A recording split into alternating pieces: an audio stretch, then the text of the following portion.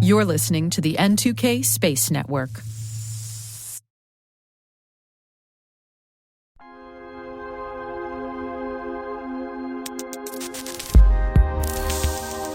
Welcome to T- Deep Space from N2K Networks. I'm Alice Carruth, producer of the T- Space Daily podcast. Deep Space includes extended interviews and bonus content for a deeper look into some of the topics we cover in our daily program.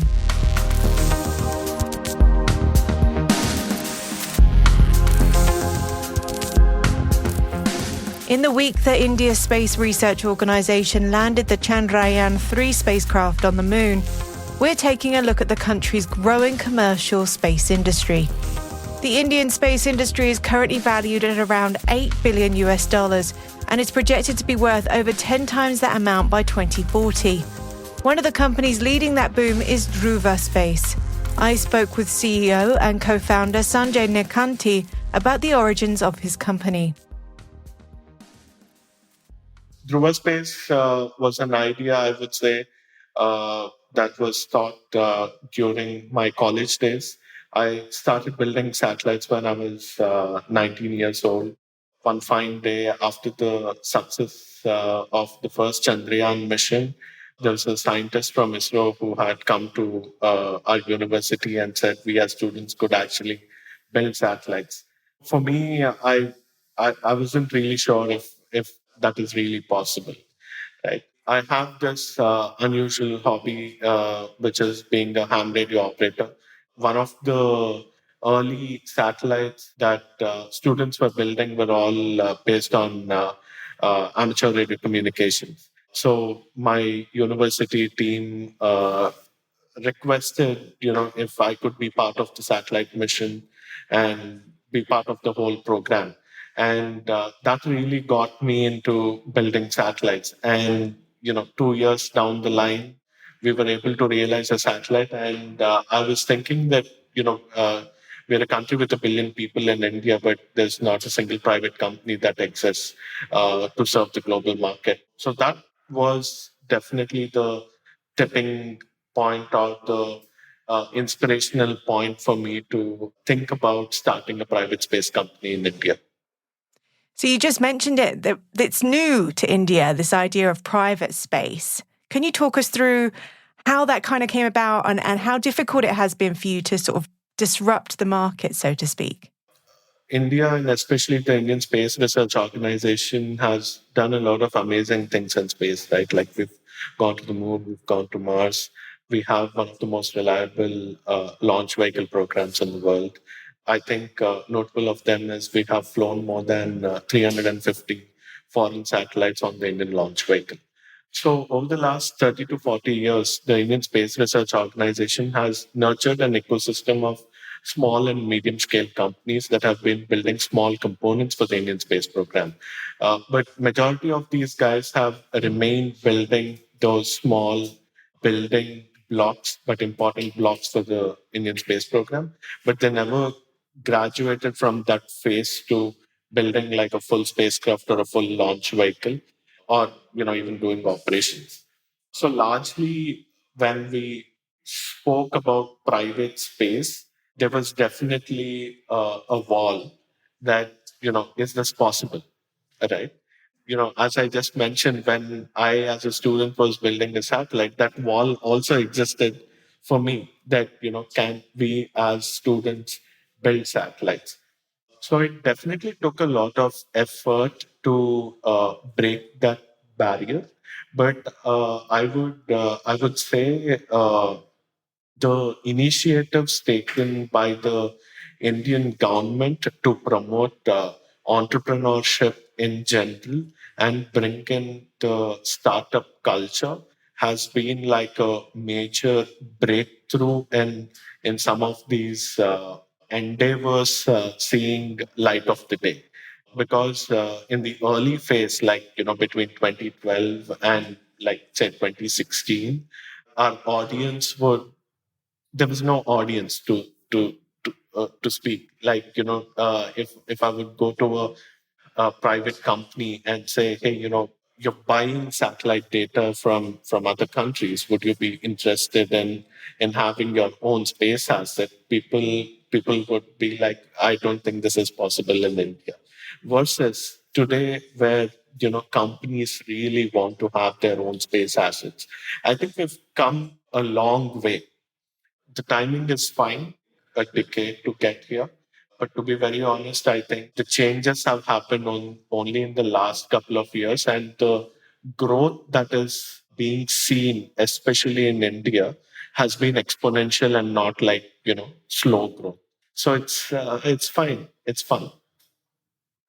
So you have a MOU with the Indian National Space Promotion and Authorization Center, known as InSpace.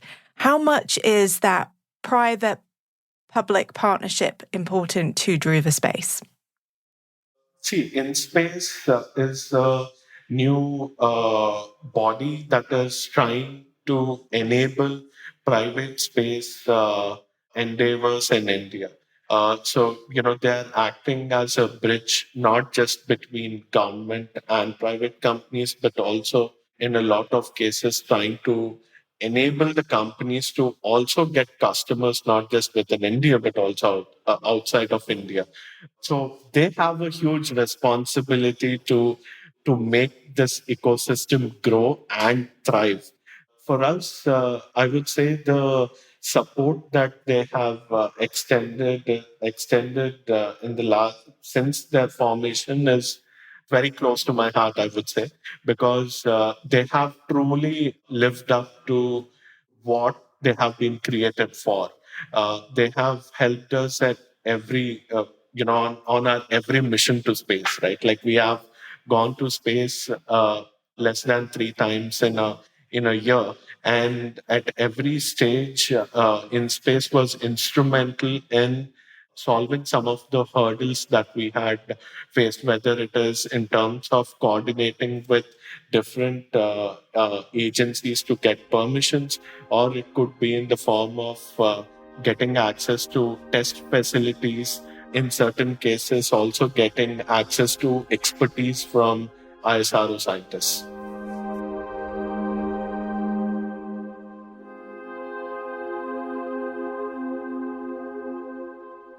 We'll be right back.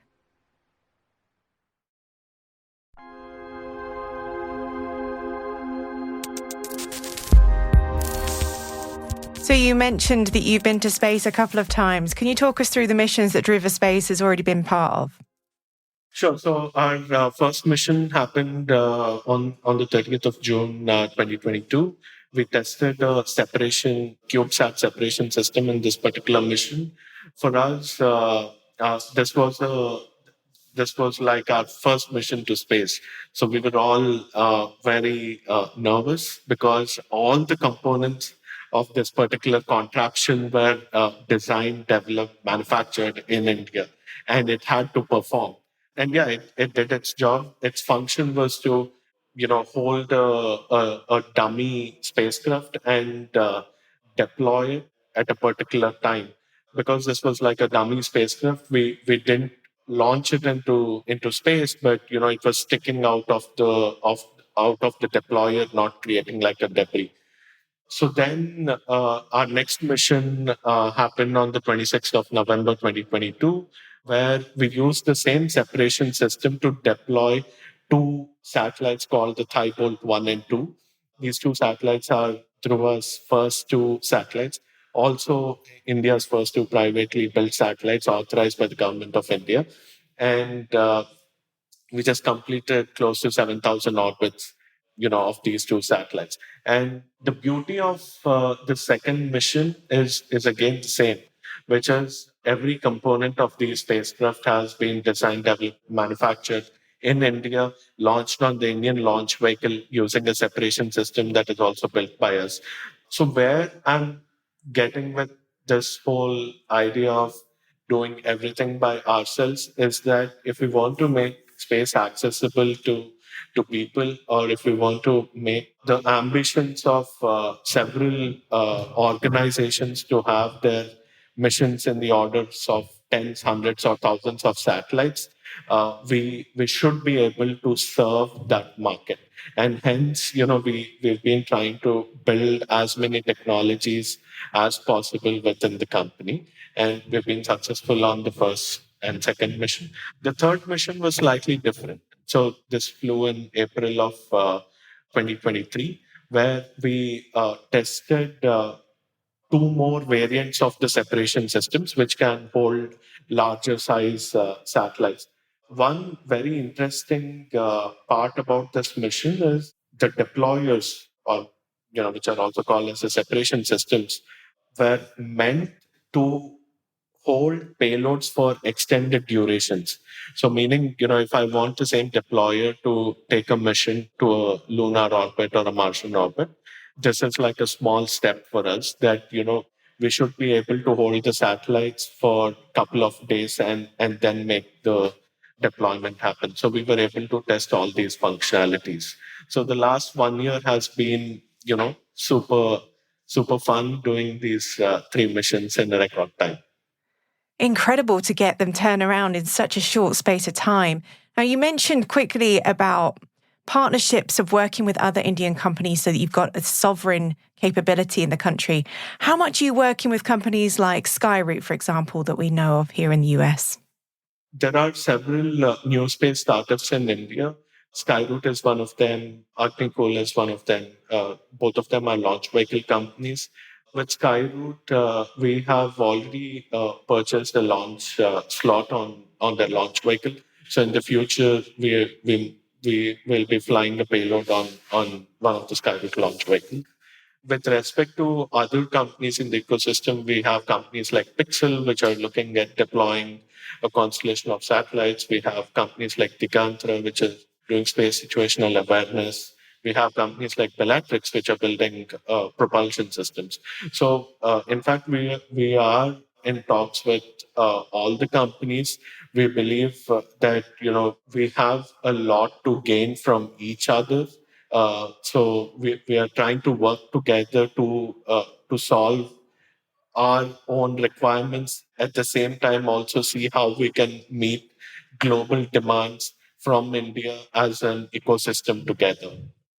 So you mentioned your global demands as well, and I know that you guys are working with companies outside of India.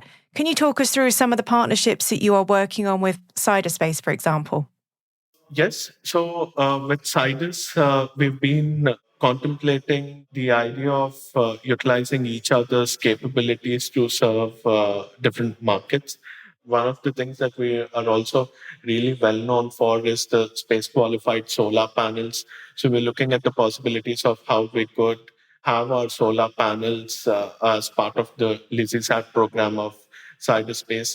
Similarly, at the same time, is a great platform. So we're looking at how some of the payloads that we are building can be flown on the LizzieSat program.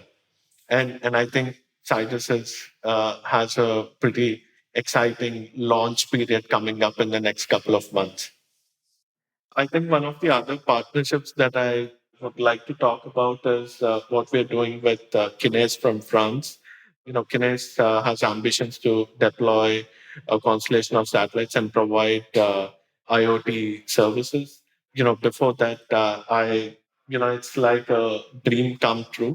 So here is an interesting story. I finished my bachelor's degree in 2010, and then I went on to do my master's program in Europe. In 2011, I had applied for a French scholarship. And in the scholarship application, I mentioned that India and France go a really long way in terms of collaboration in space. Like if you look at the early days of the Indian space program on the rocket development, India and France collaborated on the Vikas engine.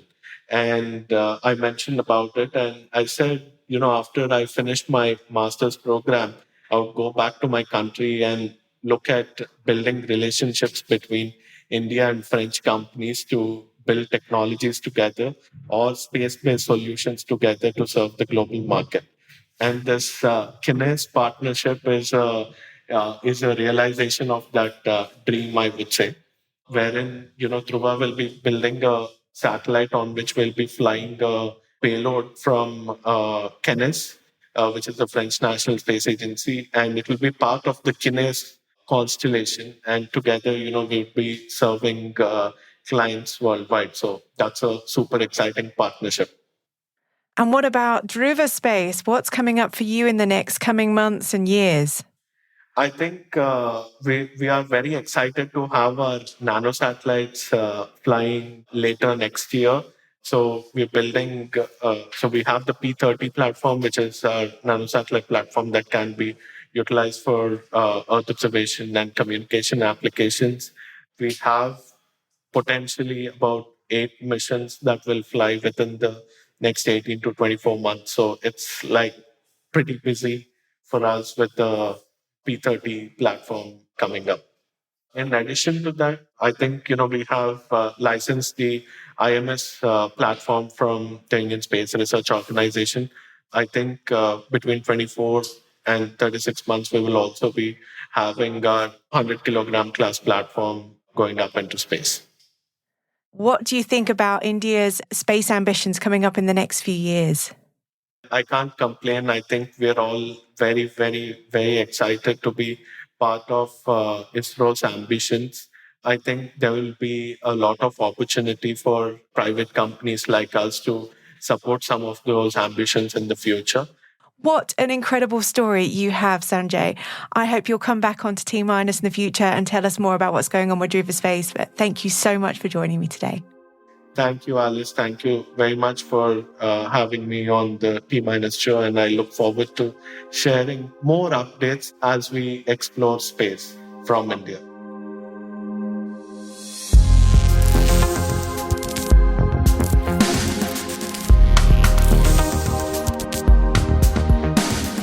That's it for T- Deep Space for August the 26th, 2023. We'd love to know what you think of this podcast.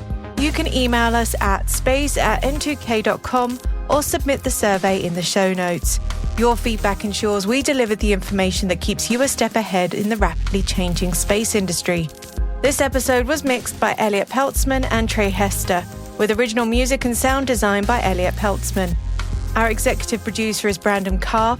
Our Chief Intelligence Officer is Eric Tillman, and I'm Alice Carruth. Thanks for listening.